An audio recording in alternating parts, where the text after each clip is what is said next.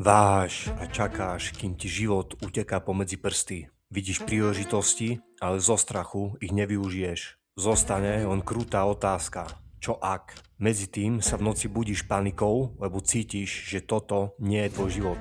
Keď sa pozeráš do zrkadla, vidíš horiace oči tvojich predkov, ako ťa prepichujú pohľadom. Zaplatili sme vysokú cenu za to, aby si mohol byť tu. A ty čakáš na znamenie namiesto toho, aby si sa stal svojim vlastným znamením. Čakáš na povolenie namiesto toho, aby si to dovolil sám. Čakáš, kým budeš dosť, namiesto toho, aby si bol dosť tu a teraz. Čakáš, kým ťa príjmu, namiesto toho, aby si sa prial sám. Ale najlepší bojovník je v bode 0 a keď vidí príležitosť, koná bez váhania. S mysľou široko otvorenou všetkým možnostiam, bez očakávaní, ľútosti a strachu. Vie, že výsledok nie je nikdy sľúbený, patrí mu len činnosť samotná.